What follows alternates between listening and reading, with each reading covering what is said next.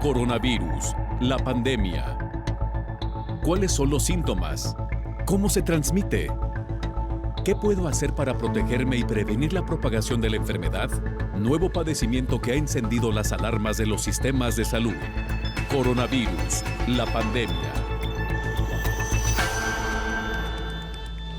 ¿Qué tal? ¿Cómo le va? Bienvenido a un programa más de Coronavirus, la pandemia. Saludamos a nuestra audiencia que nos sigue, nos sintoniza en países de América Latina, Centro, Sudamérica, por supuesto, México, gracias a las televisoras públicas que transmiten este programa, que es una producción de la Universidad de Guadalajara y que se transmite desde el foro de Canal 44.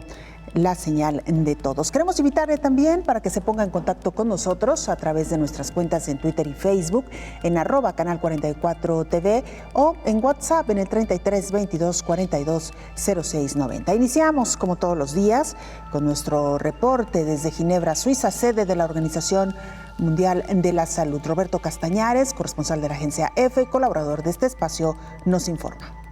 Hola, ¿qué tal? Buenos días, Belén. Buenos días a todo el auditorio de Canal 44. Tras la fuerte subida de casos detectados el pasado fin de semana, los últimos 3 días parece que se estabilizan en el entorno de 170.000 nuevos infectados al día. Y en esos números nos movemos hoy.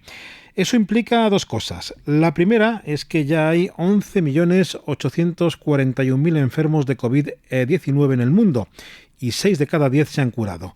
Y la segunda es que mañana viernes se van a alcanzar los 12 millones de infectados. Los fallecidos tampoco muestran gran variación de un día a otro. En las últimas 24 horas son otra vez casi 5.000 para fijar el número total de muertos por el coronavirus en 545.000. Si nos fijamos por áreas en el mundo, los datos de la Organización Mundial de la Salud nos indican que en América, donde se dan 1 de cada 2 casos, la situación tiende a estabilizarse y ya son varios días donde los nuevos enfermos diarios varían en una horquilla de entre 90.000 y 125.000. En el sureste asiático también parece llegar una cierta estabilización en el entorno de los 30.000 nuevos casos diarios. Y solo en África la tendencia es ascendente, ya por encima de los 10.000 nuevos cada 24 horas y teniendo en cuenta las dificultades que en muchos países de ese continente existen para confirmar las infecciones en una buena parte de la población. Fijándonos en los países, hay algunos datos llamativos. Estados Unidos es el más afectado del mundo, tanto en enfermos como en fallecidos, pero en las próximas horas va a marcar otro récord. Va a llegar a los 3 millones de casos confirmados.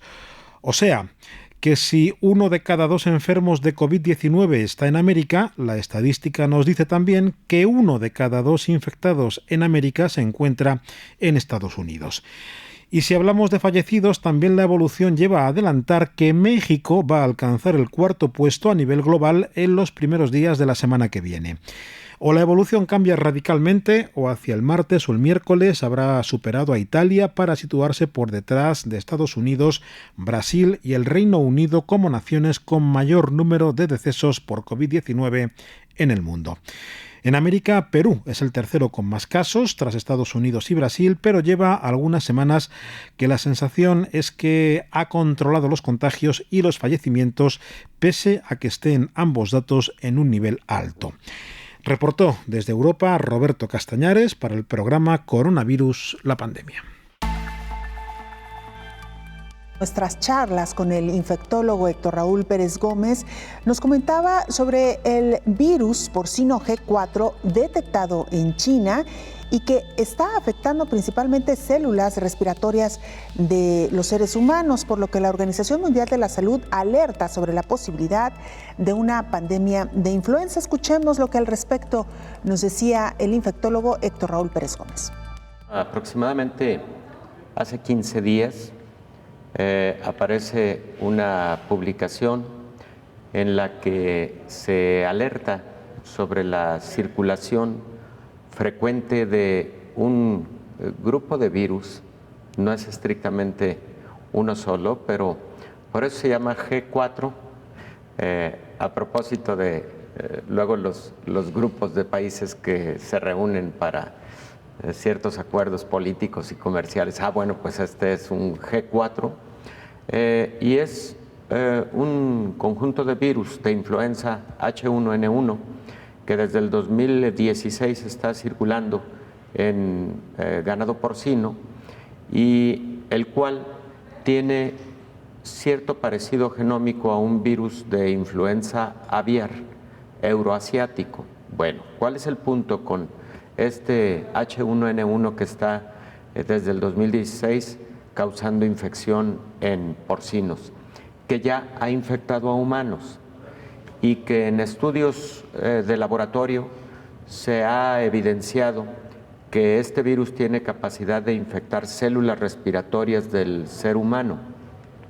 Cuando eso ocurre, la Organización Mundial de la Salud casi siempre alerta muy rápido para que las autoridades mantengan mucha vigilancia epidemiológica en todo el mundo, porque los virus de influenza pueden transmitirse interespecies de manera relativamente fácil y eventualmente cuando se dan condiciones epidémicas se da la transmisión humano a humano. Este virus H1N1 G4 de porcinos se ha transmitido de porcinos a humanos, pero todavía no de humano a humano, y no está causando una enfermedad grave, no ha llegado a provocar la muerte de ninguna persona, por fortuna, pero la alerta es particularmente porque desde el 2019, desde el 2018 de hecho, en el mundo se está esperando que ocurra una pandemia de influenza de grandes proporciones y por supuesto esperemos esto no ocurra, pero cada 10 años o a finales de cada década puede ocurrir epidemia o pandemia de influenza porque son los periodos a partir de los cuales estos virus de influenza, sobre todo influenza tipo A, pueden tener mutaciones mayores que los hacen transmitirse con mayor facilidad y causar enfermedad con mayor gravedad. Entonces, la OMS ha venido alertando desde el 18 sobre la posibilidad de una nueva epidemia o gran pandemia de influenza. El motivo por el que llevan la palabra H y la N es porque el virus de influenza tipo A tiene dos antígenos que tanto participan en la generación de la respuesta inmune como también participan en la patogenicidad del virus sobre las células que infecta. Estas dos proteínas o antígenos son neuraminidasa, de ahí la N, y hemaglutinina, de ahí la H. Dependiendo del tipo o de su estructura molecular, se dice que es entonces una N1 o una hemaglutinina tipo 4 o tipo 5. Y entonces, por ejemplo, el virus de la influenza H1N1 que causó la pandemia en el 2009, pues bueno, tenía esas características moleculares en estas dos proteínas, lo cual la hizo caracterizarse y llamarse de esta forma. Pero ese virus, por ejemplo, el del 2009, fue la combinación de un virus porcino, de un virus humano y de un virus aviar. Hubo un mecanismo recombinante que generó un nuevo virus, pero las características de las dos proteínas fueron tales que entonces fueron denominadas H1N1. Pero, por ejemplo, hay virus de la influenza H3N2, que es el que circula con mayor frecuencia en las épocas estacionales. Hay H9N1, hay H5N1, por ejemplo, dentro de los virus aviares de influenza tipo A, hay H5N1 con mucha frecuencia. Entonces depende particularmente de estas dos proteínas que, digamos, son proteínas muy importantes para la replicación del virus. Esta semana también dialogamos con nuestro compañero Alejandro Maciel, director editorial de Los Angeles Times en español. Nos ponía al tanto de lo que está ocurriendo en esta región de Estados Unidos. Escuchemos. En el estado de California realmente estamos viviendo lo que podría ser una segunda oleada ya de casos de coronavirus. Este fin de semana feriado del 4 de julio, por el Día de la Independencia, se registró por 15 días consecutivos el pico más alto de casos registrados, o sea, lo cual nos coloca exactamente igual como estábamos hace 2 meses, por ejemplo, o sea, con una cantidad impresionante de casos. Pues ya, como ya sabes, en el estado de California estamos rebasando los 265,000 casos de personas infectadas, pero tal vez lo más grave es que la tasa de positividad, por decirlo de alguna manera, la tasa de registros positivos de exámenes aumentó a un 42%. Esto quiere decir que de cada 100, 42 personas están resultando con el positivo del coronavirus, ¿no? Esto está provocando, como ya sabíamos, una crisis de salud pública, pero por otra parte también una crisis económica y una crisis política, porque en este momento cada vez son más los funcionarios a los que se les está señalando con el dedo de por qué permitieron reabrir la economía tan rápido cuando todavía no estaba resuelta la situación. Entonces, aquí hay un movimiento político, hay una situación económica muy grave. Como te había dicho en una colaboración anterior, las tasas de desempleo continúan muy elevadas y no se ven para cuándo se van a resolver las cosas. Estos son algunos de mis comentarios. Por otra parte, te diría también que las autoridades de salud pública en todo el país están diciendo que efectivamente Estados Unidos está entrando podría ser como una segunda ola de coronavirus, y a diferencia de la primera, cuando Nueva York era el epicentro con una gran cantidad de casos, ahora tenemos 4 epicentros en el estado de Florida, en Texas, en Arizona y lo que es la ciudad de Los Ángeles. Hacemos una pausa brevísima. Regresamos con más.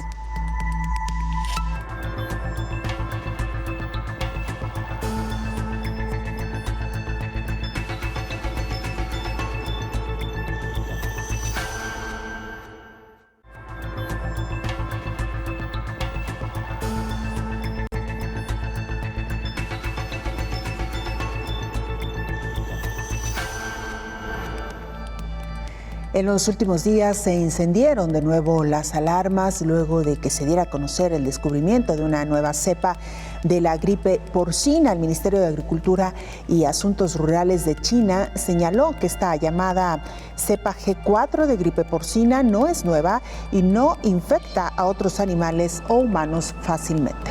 La Organización Mundial de la Salud aclaró que el virus reportado en China la semana pasada con potencial pandémico fue detectado desde el 2011 y estudiado desde entonces. De acuerdo a la investigación, se descubrió un genotipo G4 que se convirtió en la cepa dominante en los cerdos, según el informe publicado por la revista estadounidense de la Academia Nacional de Ciencias. El genotipo G4 ha estado dominante en las poblaciones porcinas de China desde el 2016. Lo que preocupa del último reporte es la seroprevalencia entre los trabajadores de las granjas, lo que debe ser investigado cuidadosamente. Se requiere revisión y estudio para entender el contexto y cómo este proceso sucedió. La transferencia de este genotipo a los humanos ha sucedido en el pasado, por lo que la OMS anunció la visita de sus expertos a China para ahondar más en la investigación. Sin embargo, los propios científicos chinos advirtieron de este nuevo peligro por una cepa de gripe porcina que tiene el potencial de contagiar a humanos y podría provocar una nueva pandemia. El estudio fue encabezado por el destacado científico Liu Xinhua de la Universidad de Agricultura de China y se basa en más de 30,000 muestras tomadas entre 2011 y 2018 de las vías respiratorias de cerdos en 10 provincias chinas. Los investigadores realizaron experimentos en hurones que muestran síntomas de gripe parecidos a los humanos, como fiebre y tos, al exponerse a este tipo de virus, y concluyeron que la cepa G4 es altamente infecciosa y causa síntomas graves, informó Rocío López Fonseca. Sin embargo, es poco lo que se conoce todavía sobre esta nueva cepa, sobre sus riesgos y sobre sus alcances. Es al menos lo que nos explicaba el infectólogo Héctor Raúl Pérez Gómez. Han sido muy pocos los seres humanos con evidencia de infección por este nuevo H1N1 porcino y de igual manera, Belén, cuando se ha estudiado alrededor de 350 o 400 trabajadores de granjas porcícolas en China, en donde hubo infección en estos animales. Se encontró en los trabajadores solo un 10% de anticuerpos presentes contra este nuevo virus. Lo podemos interpretar de dos maneras. La primera es que ese 10% que tuvieron anticuerpos positivos ya tuvieron contacto con el virus, ya tuvieron infección, posiblemente asintomática la mayor parte de ellos. Y la segunda interpretación que podemos dar de esto, bueno, es precisamente que ante la posibilidad de que sí se infecte el ser humano, no tendríamos plena certeza de cuánto luego puede transmitirse a otros seres humanos y de igual forma cuál sería el espectro clínico de la enfermedad, si en todos se estaría presentando de forma leve, muy leve, o si podrían eventualmente presentarse casos graves de la enfermedad. Este nuevo virus es un virus recombinante también. Tiene 5 genes del virus de la influenza H1N1 del 2009, tiene genes de otros virus porcinos y tiene genes de otros virus de influenza aviar. Entonces, definitivamente es nuevo, como lo fue el de 2009, el H1N1 del 2009. Es nuevo y por lo tanto no sabemos con certidumbre cómo podría comportarse ante una expansión mayor epidémica o eventualmente pandémica. Por lo pronto parece no tener alta transmisión al ser humano. Es probable que muy poca inmunidad.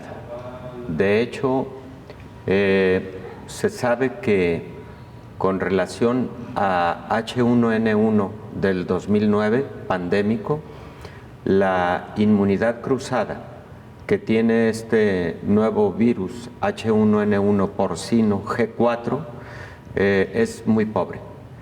De tal manera que sí tendría que incluirse para el diseño de una vacuna en el futuro si se llegase a presentar una mayor intensidad de transmisión al ser humano y las agencias internacionales visualizaran con mayor riesgo de endemicidad a este nuevo virus, se tendría que incluir entonces antígenos del mismo en el diseño de las nuevas vacunas estacionales o se tendría que desarrollar una vacuna nueva, lo cual para el caso de un virus de esta naturaleza no sería tan difícil. Digamos, no sería tan difícil como para el caso de coronavirus. ¿Por qué motivo? Porque la plataforma para desarrollar vacunas contra virus de influenza son plataformas perfectamente establecidas y recordemos que cada año se diseña y desarrolla una nueva vacuna contra influenza estacional. ¿Qué contiene esa nueva vacuna de cada año? Bueno, lo que contiene son antígenos o virus correspondientes a los circulantes durante el año anterior, con propósitos de que la mayor parte de esos virus queden cubiertos y las personas protegidas contra la mayor parte de los que están circulando. Pero se hace en base a un estudio de circulación de virus de influenza y entonces algunos de estos biológicos tienen antígenos no solamente de influenza tipo A, sino también de influenza tipo B. con diferentes cepas, dependiendo de lo que está circulando.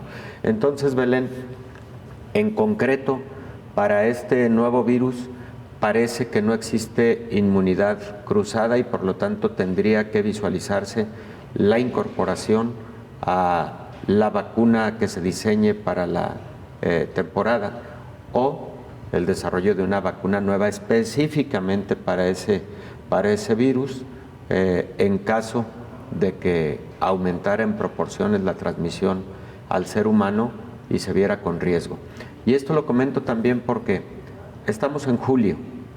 Para estas alturas ya prácticamente quedó diseñada la vacuna de influenza estacional de la temporada 2020-2021.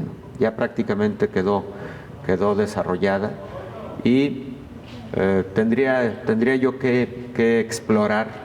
Creo que ya no sería tiempo para incorporar a este nuevo patógeno eventualmente en la vacuna de 2020-2021. Doctor, es decir que la vacuna que se aplica año con año y que en general se conoce como vacuna de influenza, sí. Esta se ha ido enriqueciendo o adecuando o modificando con base en los nuevos tipos de virus, pero que tienen que ver con influenza. ¿Es así? Efectivamente. La vacuna del año anterior habitualmente no para el año siguiente. Casi siempre tiene diferentes componentes antigénicos, por lo que comentaba antes, porque también cambian los virus circulantes. Existe un consorcio internacional para el desarrollo de las vacunas, en el que participan muchos países, creo que son más de 200 países en el mundo, o las regiones, con propósitos de identificar qué virus está circulando en cierta región del mundo, etcétera, y en base a un análisis de esta circulación viral se diseña la vacuna que va a brindar mejor cobertura para la época inmediata que se va a presentar. Eso es lo que se hace. Siguiendo con este tema, en China, nuestro compañero Víctor Escribano, corresponsal de la agencia EFE en este país, nos actualizaba información. Escuchemos. Hola, ¿qué tal? Buenos días, Belén, y buenos días a todo el auditorio de Canal 44. La situación del coronavirus en China parece estar volviendo a la normalidad después del último rebrote registrado en Pekín.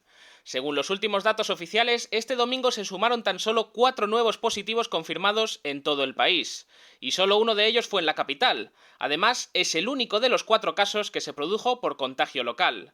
Los 3 restantes fueron diagnosticados en 3 provincias diferentes y se trata de contagios importados, es decir, viajeros procedentes del extranjero. Hasta ahora, el rebrote en Pekín, que está vinculado al principal mercado de alimentos frescos de la ciudad, ha dejado al menos 334 contagios. En China quedan tan solo 400 casos activos y no se ha reportado ningún fallecimiento en las últimas horas.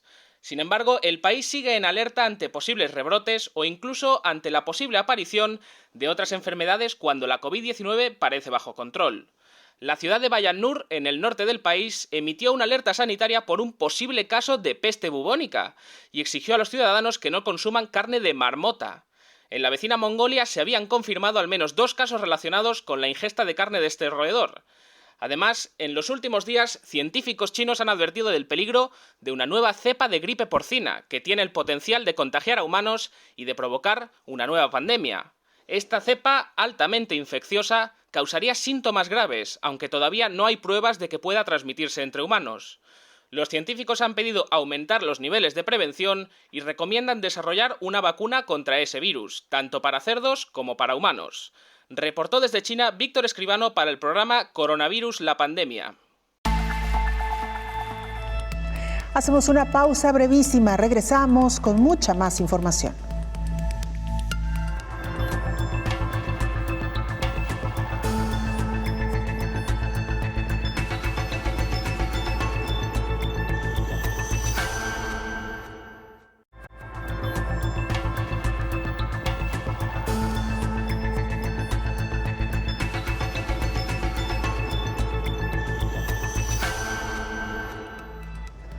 Otro de los aspectos en el que los científicos, los médicos no se han puesto del todo de acuerdo es respecto a la inmunidad que genera COVID-19 o que genera este nuevo coronavirus. Estudios suecos demuestran que la inmunidad contra COVID-19 es más alta de lo que ahora han demostrado algunas encuestas de anticuerpos.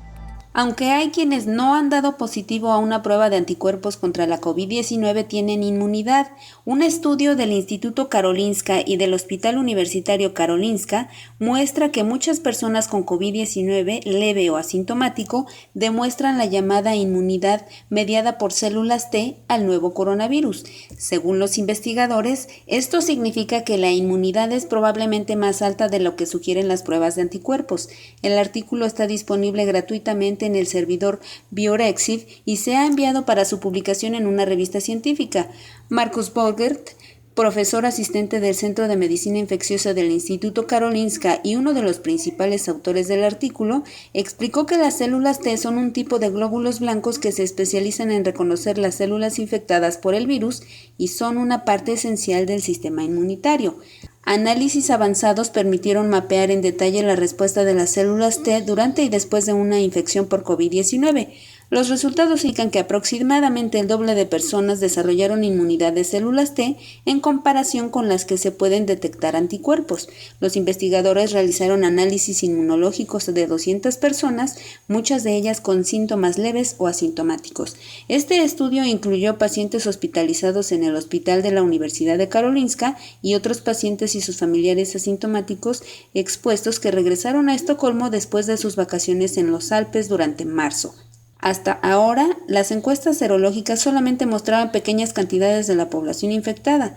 España realizó 2 encuestas con resultados similares de la población con anticuerpos contra la COVID-19. La primera arrojó 5% y la segunda 5.21%, es decir que ese porcentaje de la población tiene anticuerpos contra la COVID-19. Esta última se realizó a 63.564 personas. Es uno de los estudios con mayor representación de la muestra en el mundo, informó Elizabeth Ortiz.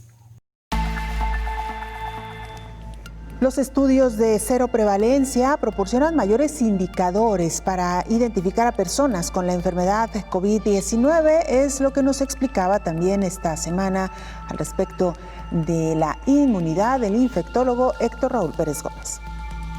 Cuando hablamos de cero prevalencia, el prefijo cero se refiere básicamente a lo que estudiamos en el suero de un paciente. Cuando hablamos de cero prevalencia, estamos señalando un concepto en el que identificamos algún hallazgo en el suero de los pacientes en un momento del tiempo, es decir, de forma transversal. Okay.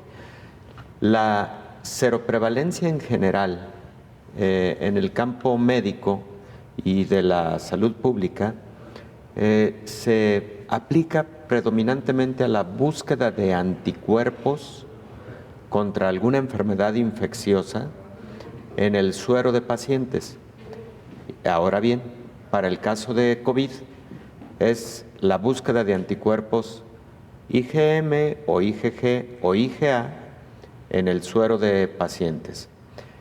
En el caso particular del momento en el que se está viviendo la pandemia de COVID, efectivamente los estudios de seroprevalencia están teniendo como propósito identificar aquella población que ya ha tenido la infección por SARS-CoV-2 y que posiblemente, aún habiéndola tenida asintomática, desarrolló anticuerpos. Esto nos da varios datos. El primero de ellos es cuántas personas se infectaron en la población y pudieron haber pasado la infección de manera asintomática. Y segundo, cuántas personas en la población o qué proporción de esta población podría tener anticuerpos eventualmente protectores. Y en ese sentido, entonces, muchos países, existen una cantidad enorme de estudios de cero prevalencia. Te comento rápidamente el más recientemente publicado, ayer. Ayer España publica el más grande estudio de cero prevalencia para todo el país, para toda España.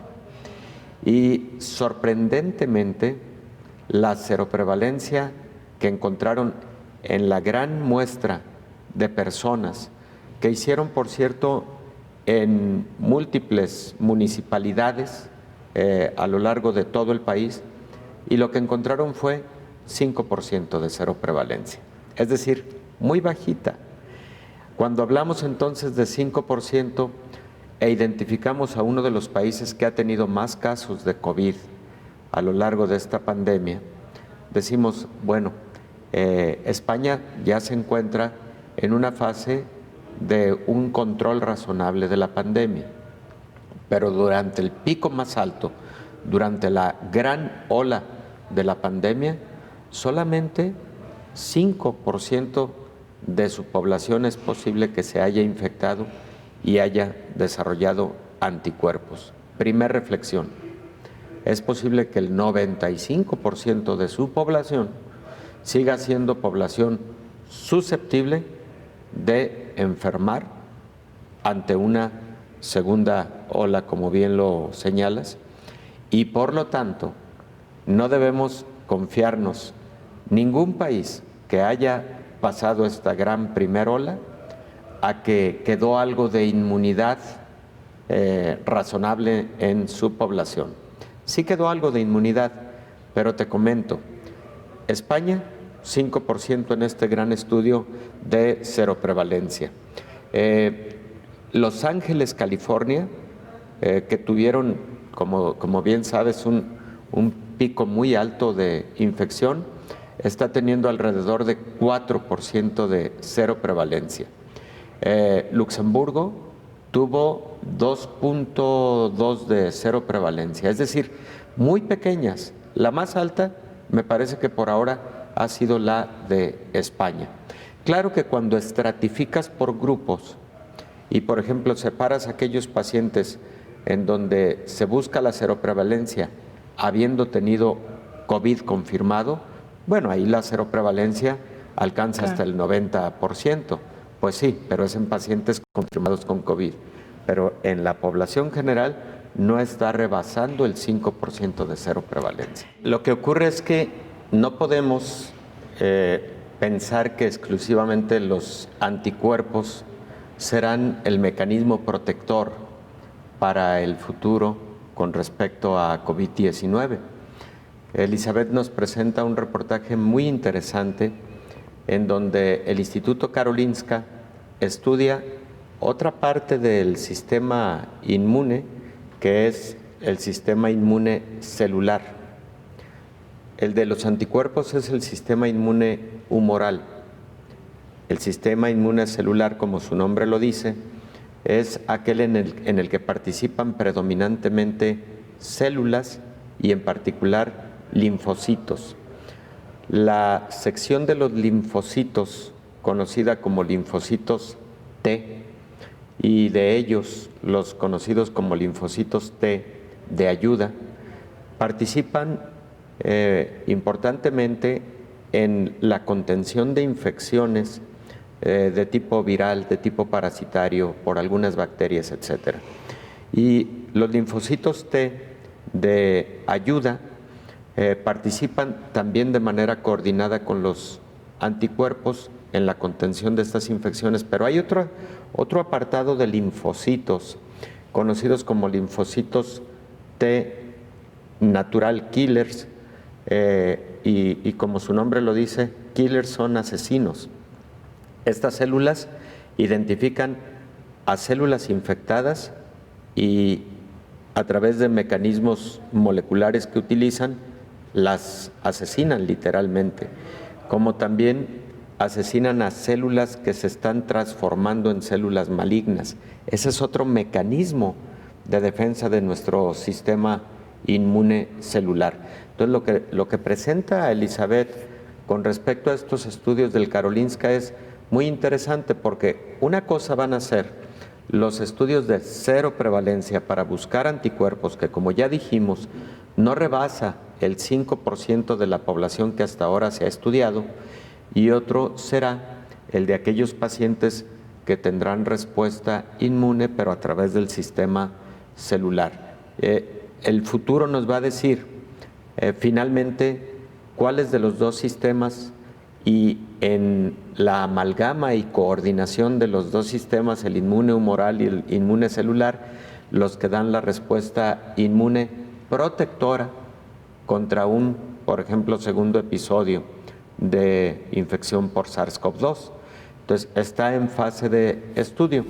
En Argentina, nuestro compañero Hernán Gaspari, periodista de la Universidad del Mar del Plata en Argentina, también nos actualizaba información. Escuchemos su reporte. Más de 100 días de cuarentena en la República Argentina. Una Argentina mayormente dividida en dos regiones bien claras. La que por lejos concentra la atención y la preocupación de la dirigencia local es el área metropolitana de Buenos Aires, o también llamada AMBA, conformada por la Ciudad Autónoma de Buenos Aires y 40 importantes municipios de la provincia de Buenos Aires, donde allí se concentra el 30% de la población argentina y representa la gran mayoría de los casos de COVID-19 acumulados hasta la fecha. Hasta hoy la Argentina contabiliza unos 77.815 casos positivos, 1.500 muertes y más de 28.000 personas que recibieron el alta. Mientras que en el resto del país progresivamente la actividad comienza a volver a la normalidad, el gobierno reimplantó la cuarentena estricta desde el 1 hasta el 17 de julio en la zona más caliente. En esa dualidad se encuentra actualmente un país que, por un lado, comienza a pensar en un reinicio del ciclo lectivo para el mes de agosto, y otro que mira minuto a minuto las cifras del sistema sanitario ante la inminente llegada del postergado pico de contagios y un potencial colapso de la capacidad de respuesta. Al momento, la ocupación de las terapias intensivas del AMBA no para de crecer y hoy está en el 57,7%, con picos en algunos hospitales del conurbano del 75%.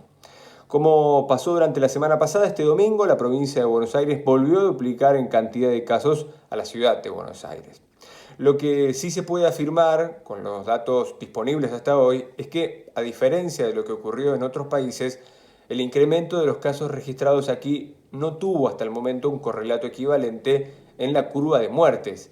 La tasa de muertes es hoy del 1,94%. Esto significa que de cada 100 personas que contraen el virus, menos de 2 mueren.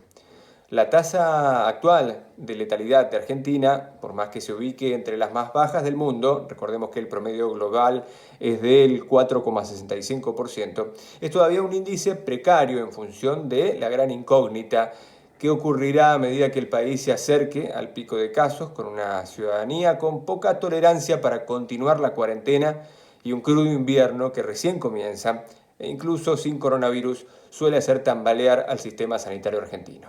Desde Mar del Plata, Argentina, informó para ustedes Hernán Gaspari. Hacemos una pausa brevísima, regresamos con mucho más.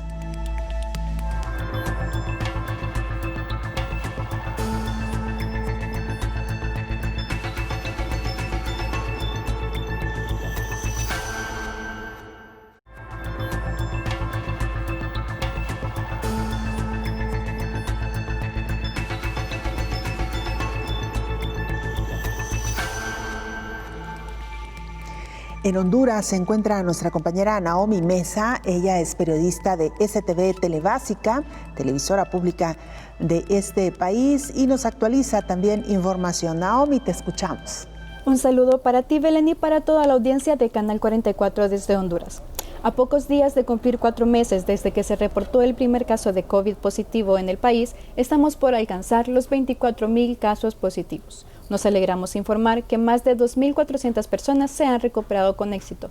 Sin embargo, lamentamos el deceso de más de 600 compatriotas. De los casos activos, 1.350 se encuentran hospitalizados, de los cuales 921 están en condición estable, 377 en condición grave y 52 en cuidados intensivos. Hasta el 12 de julio está extendida la alerta roja y el toque de queda en todo el territorio hondureño. Con el fin de que los casos disminuyan, las medidas de circulación segmentada continúan y y se sigue tomando en cuenta el último dígito de identidad, saliendo un dígito por día. Mientras luchamos contra esta pandemia, los hondureños nos vemos necesitados de una mejora urgente al sistema de salud. Cada día los hospitales se ven abarrotados de pacientes con síntomas de COVID y no hay espacio disponible para atender a los enfermos.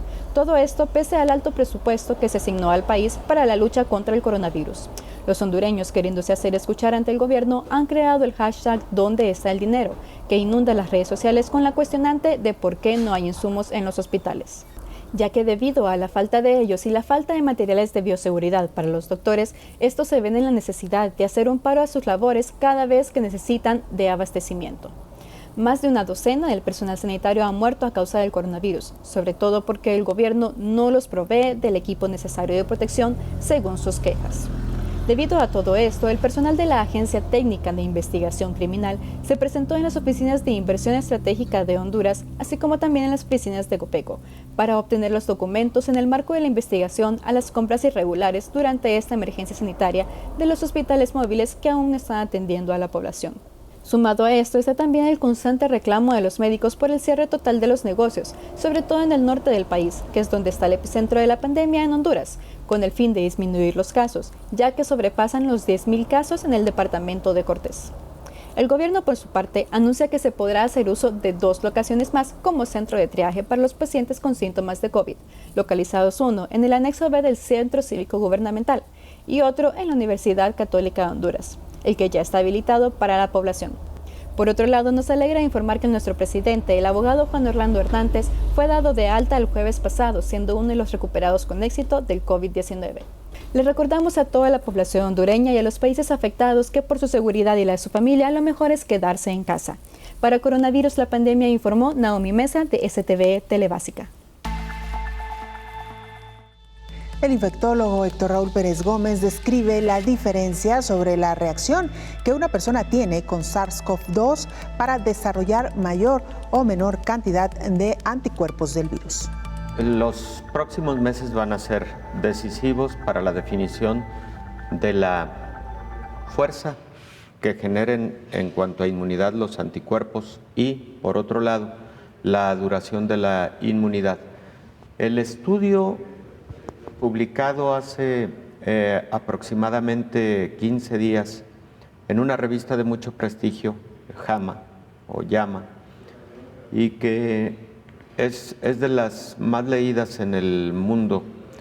Es un estudio muy significativo porque compara a pacientes asintomáticos confirmados que tuvieron infección por COVID, pero estuvieron asintomáticos, contra aquellos que tuvieron sintomatología. Y definitivamente hay una diferencia con significancia estadística entre los dos grupos. Quienes no desarrollaron síntomas tuvieron una menor cantidad de anticuerpos y esta cantidad de anticuerpos además duró menos tiempo que aquellos pacientes que tuvieron sintomatología. Más número de anticuerpos y anticuerpos durante mayor tiempo. No es suficiente que un paciente desarrolle anticuerpos para hablar de que eso genera protección. Hay que definir que esos anticuerpos son anticuerpos neutralizantes y que generan protección contra determinado patógeno. Esto lo hemos visto en diversos ejemplos en la historia de las enfermedades infecciosas. Una persona, por ejemplo, puede haber desarrollado anticuerpos de tipo IgG, pues contra VIH, por ejemplo. Y sin embargo, los anticuerpos en estricto sentido no confieren protección para la evolución de la enfermedad y en ese caso en particular, los anticuerpos, entre otras cosas, lo que denotan es que hubo contacto con el patógeno y que puede estar en enfermedad activa. Pero en ciertas enfermedades infecciosas la protección no está en los anticuerpos, como antes decíamos, sino en la actividad de células del sistema inmune. Entonces, qué bueno que estamos haciendo los estudios de cero prevalencia también se conocen como encuestas serológicas, es una equivalencia en términos. Pero qué bueno que los estamos realizando. Vamos a saber con estos un aproximado de qué población ha estado ya en contacto con el virus, pero no podemos todavía asegurar que tener anticuerpos protege contra una nueva infección. Eso estaría por definirse más adelante. Se han realizado en casi todas las enfermedades infecciosas. Por ejemplo, sabemos cuál es la seroprevalencia de hepatitis C en la población general, que está por el orden del 1%, de entre el 0.6 y el 1%, anticuerpos contra el virus de la hepatitis C. ¿Esto qué significa? Pues que, por ejemplo, para el caso de México, aproximadamente 1.3 millones de mexicanos ya tuvieron contacto con el virus de la hepatitis C, que si fue una hepatitis C aguda, o que si es crónica, o que si se autolimitó, etcétera, eso es otra cosa. Pero esa encuesta serológica lo que nos dice es 1.2 millones de mexicanos han tenido contacto con el virus de la hepatitis C. Y cuando en un paciente en específico tú solicitas que te reporten anticuerpos contra el virus de la hepatitis C, ejemplo, y te los reportan como positivos, el siguiente paso es que tú tienes que definir si este paciente tiene la infección activa o solamente estos anticuerpos nos hablan de memoria inmunológica. Y ya para definir si la infección está activa, sigues otros pasos, ¿no? Como la determinación de RNA viral a través de reacción en cadena de polimerasa, parecido a lo que se realiza en el caso de COVID. Entonces, sí se ha realizado estudio de seroprevalencia. Te diría que para la mayor parte de enfermedades infecciosas, y también el fenómeno es que conforme pasan los meses y los años, la seroprevalencia va siendo mayor por una razón muy sencilla, pues porque un mayor número en la población va teniendo contacto con el patógeno en cuestión. Eso es habitualmente lo que ocurre a lo largo de los meses y los años. ¿Qué ocurre si los anticuerpos IgG contra el virus de COVID-19, SARS-CoV-2, son anticuerpos protectores, son anticuerpos neutralizantes y su presencia le brinda protección a una persona que ya ha tenido la infección, sintomática o de forma asintomática? Bueno, esa persona entonces podría ser considerada como mejor protegida para realizar ciertas actividades en el ámbito de la reapertura económica.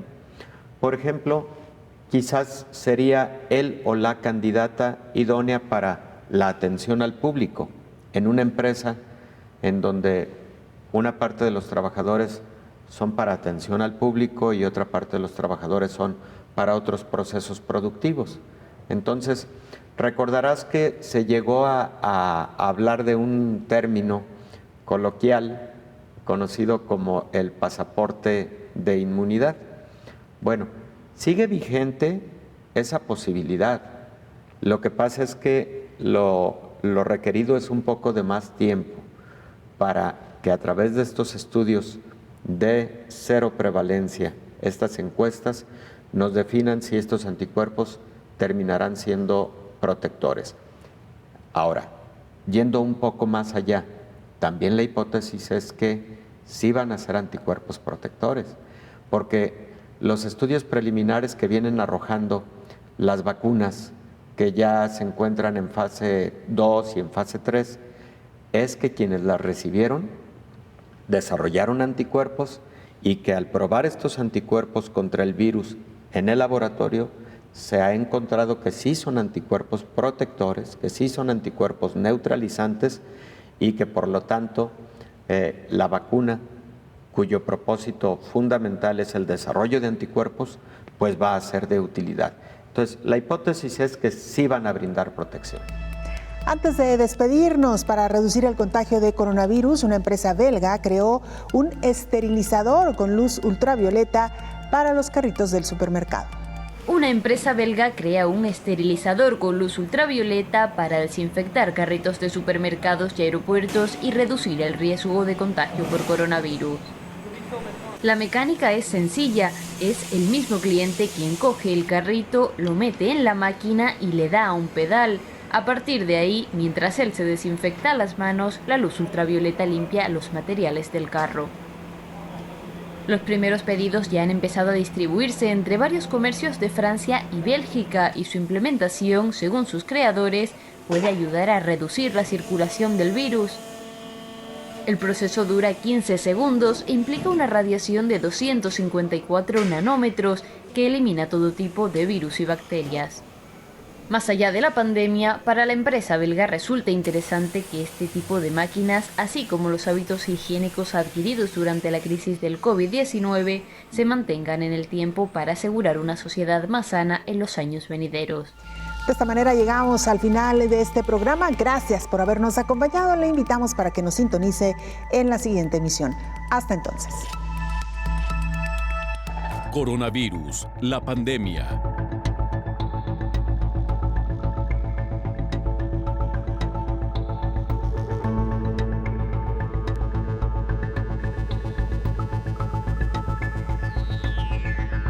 Coronavirus, la pandemia.